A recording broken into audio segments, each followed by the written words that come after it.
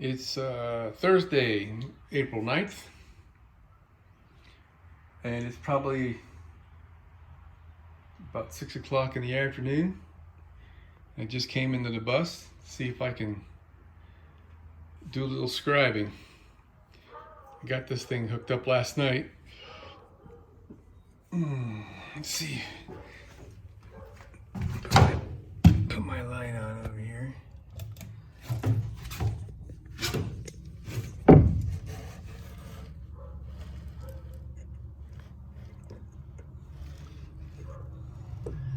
It's gonna work. All right. So before I mark that, I want to double check how much would I like this piece of wood to move over in order for the edge to line up with that piece right there. If I remember right, it was a 1/2 inch. That means I want to take a 1/2 inch off of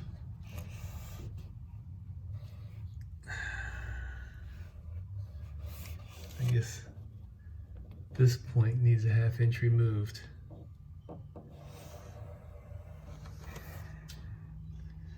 probably need to set the compass for a 1/2 inch. Let's check out what's going on here. I took a few shots, but I have this guy adjusted where I want it. I'm not going to be able to do this with one hand, but because I got to push these other things out of the way. All right, it's on that a line that's a little bit to the left right there. So what we got is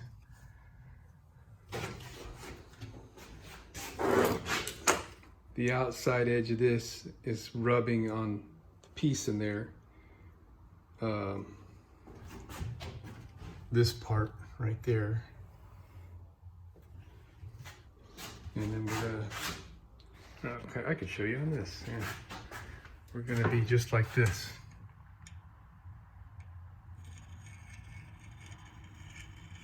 Okay, and we're gonna match that line right there. There's my line. I got a little out of whack right there, but it's the left line that I need on that.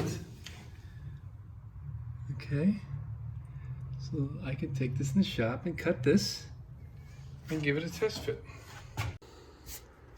So I used my eraser and I erased that erroneous line that I had up there and erase that little spot right there. All right, so now I think I'm going to try doing this on the table saw because it cuts straighter. Just do it by hand without a fence or anything. I'm gonna have to pull the table saw out and turn it 90 degrees in order to make the cut. We're getting ready here. So what's nice about using the table saw for these freehand cuts is you can rub on this side of the blade here and pretty much it's not going to cut. I mean, you can, it'll cut a little bit because the teeth are wider than the metal, but as you feed, you can kind of just rub on the, especially since this has got a curve like this, right? So it helps to make a nice straight cut. Now, the blade's going to try to bind a little bit, maybe.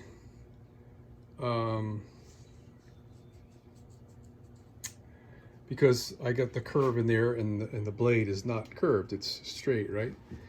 If I want to make more of a curve and I'm having trouble binding, I can lower the blade so it's effectively smaller this way, and then you can make more of a curve cut.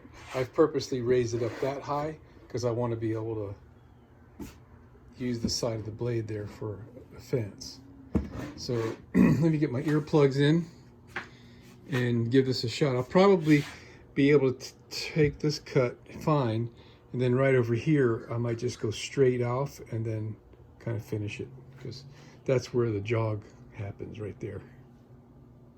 Now, one more thing before I get started. So this is my finished side, and the blade is cutting down, so we'll minimize our splintering here. There'll be more splintering on the back, but that's okay. All right, this shit was a lot easier when I had good vision. With my eyeglasses on from the other side, this was too far away to be in focus, but I did pretty good. Got a little bit of a bump here. Got far away from the line. And over here, got a little bit beyond the line. There's a little bit of a bump right there. That's okay. This isn't perfect fit kind of a deal.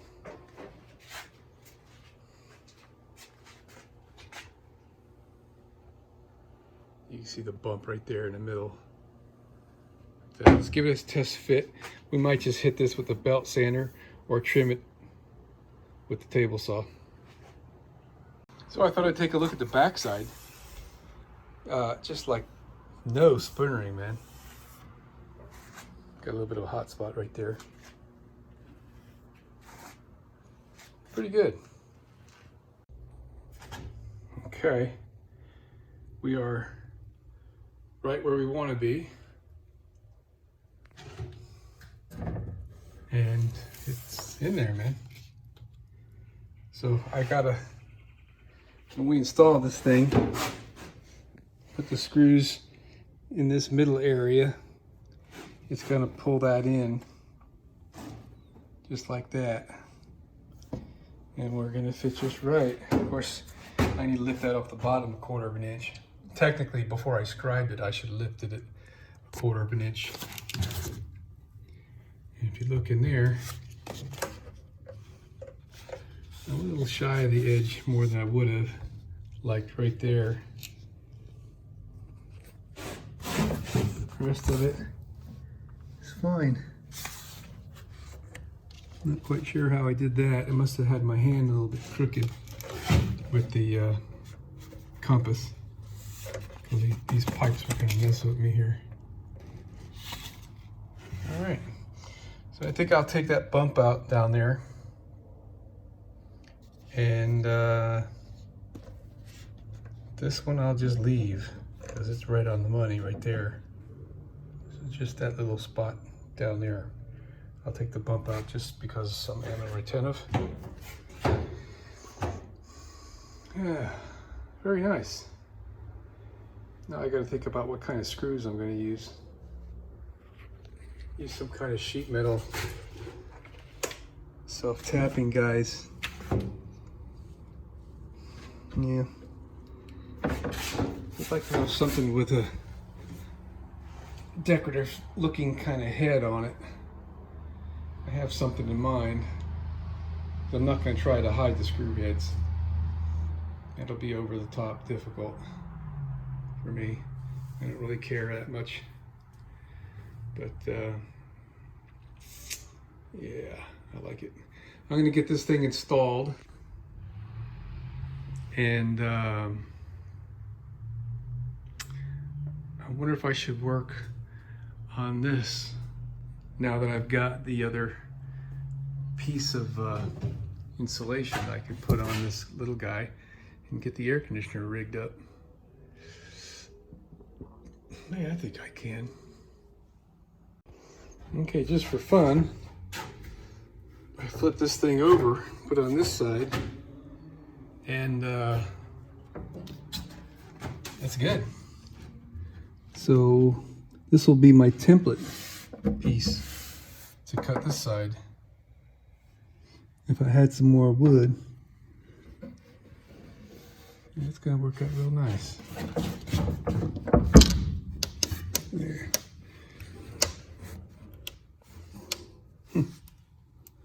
Pretty good. Okay, so trying to figure out how I want to trim out this window. And for starters, this adhesive that they put in here, it was bulging on the inside in some areas. So I trimmed off the excess with a sharp carpenter's chisel, just pushing it along. And so now what I'm trying to think is, I think I'm going to try to get the opening for the window right at the edge of the metal here.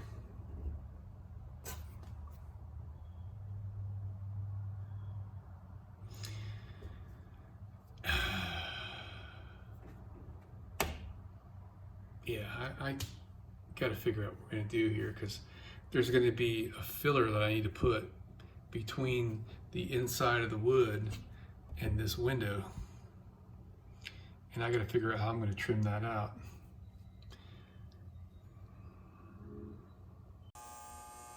See, I fired up my old inverter.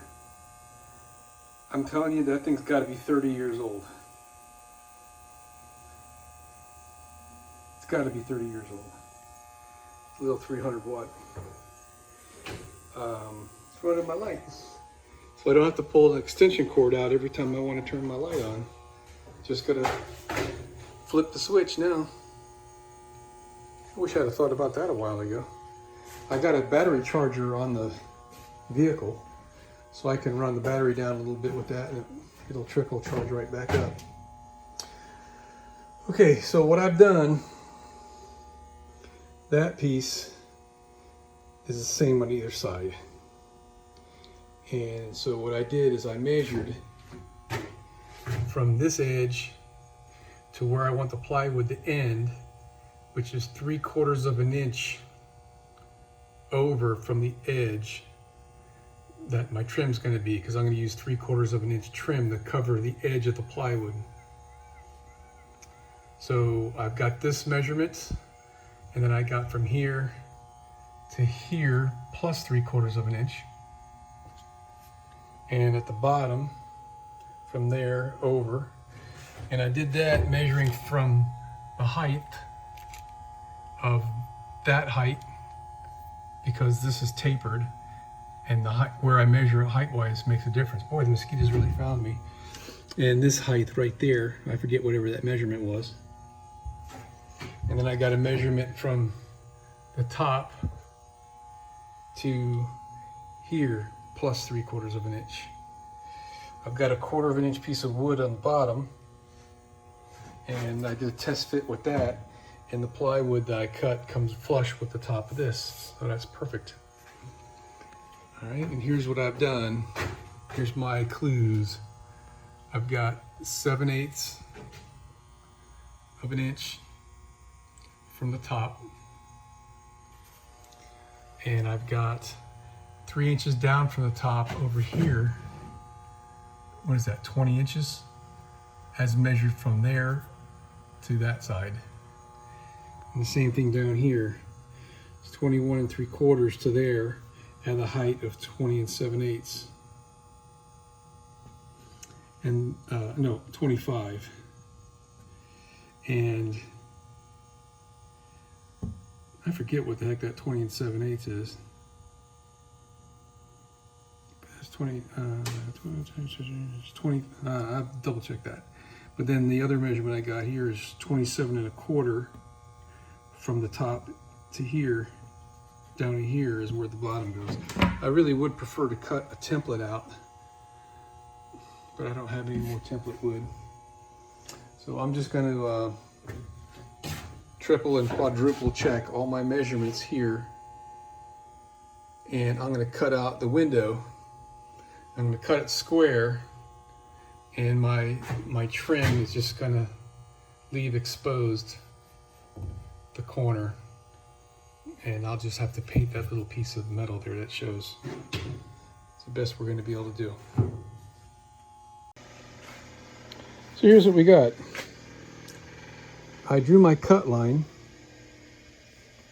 and then it occurred to me that I could put this in the bus, flipped around on the opposite side, and I'll be able to see the lines through the glass from the outside.